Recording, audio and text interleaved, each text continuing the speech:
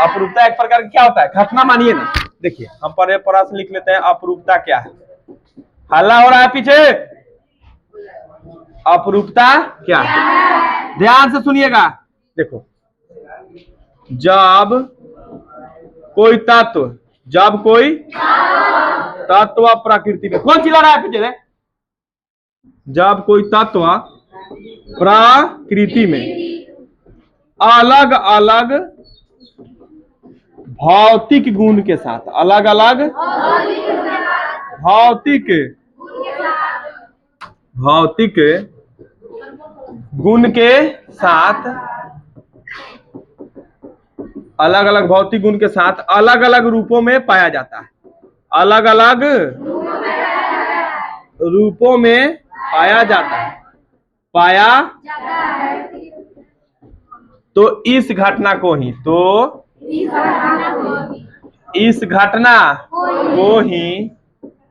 क्या कहते हैं? अपरूपता कहते हैं। ठीक है। तथा जो तत्व अपरूपता जो गुण हो गया, जैसे कार्बन हो गया। अरे क्या हो गया? तो कार्बन आपका मान लीजिए, कार्बन के कौन कौन हो जाता है? हीरा, ग्रेफाइट और फ्लोरीन। तो इस सबको हम लोग क्या कहेंगे?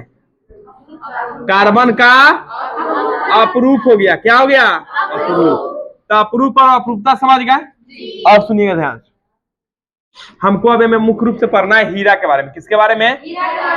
देखो ध्यान से रे, किसके बारे में पढ़ना है? तो हम लोग समझ गए अपरूपता क्या है। जब कोई तत्व प्रकृति में अलग अलग भौतिक गुण के साथ अलग अलग रूपों में पाया जाता है, तो इस घटना को क्या कहते हैं? अपरूपता। अब बात करते हैं हीरा का। किसका? Line by line. हीरा कार्बन का अपरूप है। किसका है? हीरा किसका अपरूप? सुनो, हीरा किसका अपरूप है? अब बताइए, हीरा की संरचना कैसा होता है? चतुष्फलकीय। हीरा की संरचना, आराम आराम से पढ़ो। हीरा का संरचना चतुष्फलकीय होता है। चतुष्फलकीय। अब सुनिएगा। अब लेकिन यह कैसा संरचना बनाता है? कैसा संरचना बनाता है? कैसा संरचना? तो शॉर्ट रूप में लिख रहे हैं तो याद रखिएगा, त्रिविमीय। कैसा संरचना? और त्रिविमीय संरचना को ही हम कहते हैं त्रिआयामी। क्या कहते हैं? त्रिआयामी। त्रिविमीय संरचना को ही क्या बोलते हैं? त्रिआयामी। उधर लड़का सबका ध्यान नहीं है। तो बताइए, हीरा कैसा संरचना बनाता है? हीरा का संरचना बोले तो चतुष्फलकीय। अच्छे, इतना तो समझ गए। हीरा के संरचना में फलकों की संख्या काय गो? हीरा देखा जाए ना तो मुख्य रूप से ऐसा संरचना होता है। कार्बन हो गया, एगो इधर और एक इधर। फिर इधर इसका भी वही हाल, एक इधर, एगो ऊपर उठेगा इधर, एगो ऊपर इधर हो। यही हो गया कार्बन। ये बार बार जुड़ा रहता है। तो हीरा में फलकों की संख्या। हीरा कैसा संरचना? चतुष्फलकीय। अब बनाता कैसा है? इतना समझ गए। अब बताइए, सबसे ज्यादा अपवर्तनांक किसका? सबसे ज्यादा अपवर्तनांक हीरा का। अपवर्तनांक हीरा का होता है। अरे हीरा का होता है। सबसे ज्यादा अपवर्तनांक हीरा का होता है 2.4। यही कारण है कि हीरा चमकीला होता है। यही कारण है कि हीरा चमकीला होता है। आपसे अगर कोई पूछे हीरा चमकीला क्यों होता है, तो चूंकि हीरा का अपवर्तनांक ज्यादा होता है, यही कारण है कि हीरा चमकीला होता है। बताइए, हीरा क्या होता है? चमकीला। क्यों होता है? अच्छा, एगो चीज बताइए, हीरा धातु है कि अधातु? हीरा किसका प्रूफ? हीरा में कई गो फलक? हीरा में फलकों की संख्या 8। कई गो कैसा संरचना बनाता है? चतुष्फलकीय। त्रिविमीय। कैसा संरचना बनाता है? त्रिविमीय। और कैसा संरचना होता है? चतुष्फलकीय। अरे समझ गए? अच्छा, हीरा का अपवर्तनांक सबसे ज्यादा 2.4।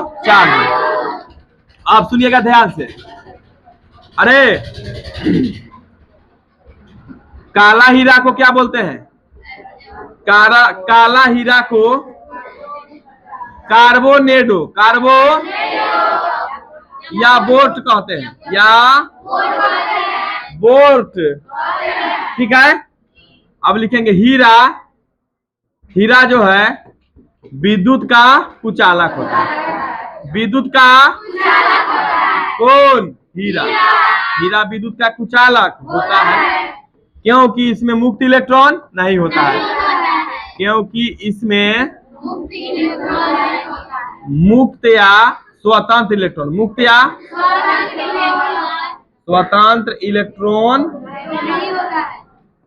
नहीं होता है, मुक्त या स्वतंत्र इलेक्ट्रॉन नहीं होता है इसमें हीरा में। काला हीरा को कार्बोनेडो या बोर्ड। हीरा विद्युत का कुचालक, सबसे ज्यादा अपवर्तनांक, यही कारण है कि हीरा क्या होता है? चमकीला। हीरा के संरचना में फलकों की संख्या, क्लियर। अब बात करते हैं हीरा का उपयोग। और हीरा का अच्छा याद रखिएगा, हीरा का संकरण, हीरा का संकरण की बात की जाए तो क्या होता है? एसपी। अब बात किया जाए हम लोग, यहाँ एक प्रश्न है, क्या है ये आपका प्रश्न? अरे चुपचाप रहेगा। हीरा का उपयोग, हीरा का बताएं, हीरा का उपयोग ऐसा लिखेंगे, वे उपयोग निम्न है। एक में कांच काटने, कांच काटने हो गया। पत्थरों में छेद करने में, पत्थरों में छेद करने। आएगो आभूषण बनाने में, आभूषणों के निर्माण में, आभूषणों के निर्माण।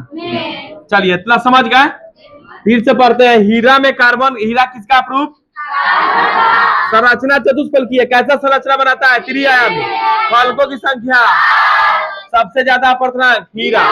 यही कारण है कि हीरा क्या होता है? ठीक है। हीरा विद्युत का सुचालक है, कुचालक? क्यों? क्योंकि इसमें मुक्त इलेक्ट्रॉन नहीं पाया जाता है। हीरा का संकलन sp3। और यक्का हीरा को क्या बोलते हैं?